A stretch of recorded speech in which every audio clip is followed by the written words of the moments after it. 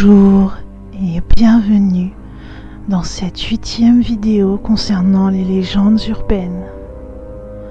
Dans cette vidéo, je vais vous parler du film maudit.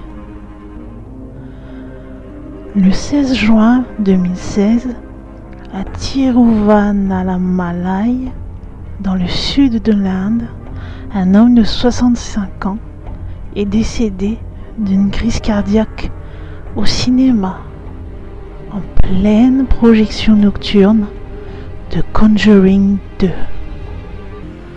Lorsque le médecin légiste voulut procéder à l'autopsie, la dépouille de l'homme avait disparu, tout comme l'ami qui l'avait conduit à l'hôpital.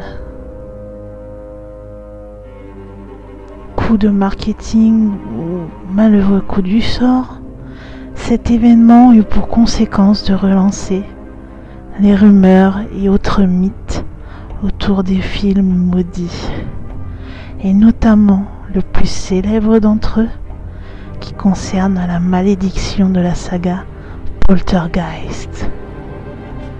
À sa sortie début juin 1982, le premier film rencontre un immense succès.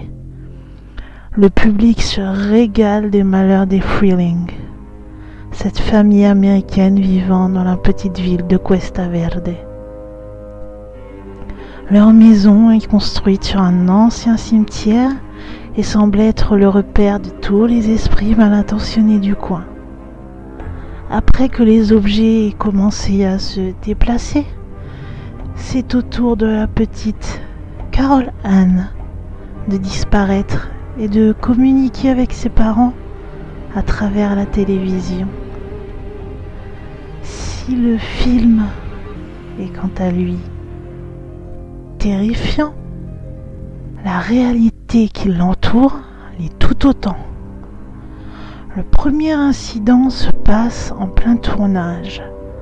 Le jeune Oliver Robbins, qui joue le fils Freeling, manque d'être mortellement étranglé par la diabolique marionnette en forme de clown avant d'être sauvé de justesse par Steven Spielberg. Quelques mois plus tard, c'est Dominique Dune, la fille aînée, qui échappe de peu à une tentative de meurtre de son amoureux jaloux de l'époque, John Thomas Sweeney. 2 semaines plus tard, il tua l'actrice par strangulation. Il est dit que l'assassin mit la bande-son du film Poltergeist sur chaîne IFI pour étouffer les cris de la jeune femme. Loin d'arrêter les producteurs, ces malencontreux événements poussent la production à lancer le tournage du second film. Le succès est bien sûr au rendez-vous, ainsi que des malheurs. Un des acteurs mourut d'un cancer à l'estomac et un autre de suite de complications post-opératoires. Il se murmure alors qu'une malédiction planerait sur la saga, qui serait due à la présence de vrais cadavres utilisés sur le tournage. Pourquoi de vrais cadavres? Parce que cela coûte moins cher que des répliques. Les âmes des morts refuseraient que leur corps soit utilisé ainsi contre leur gré.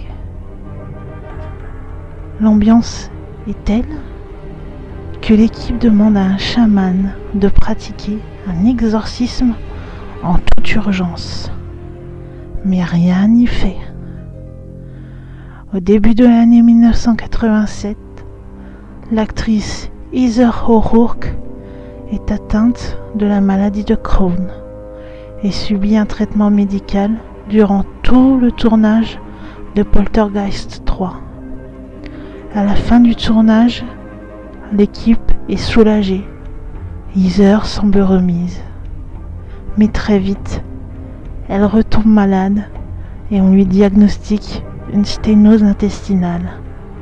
Heather O'Rourke meurt à 12 ans d'un choc septique en pleine opération. Cette disparition tragique mettra fin à la saga et continuera de faire parler sur la fameuse malédiction du film Poltergeist.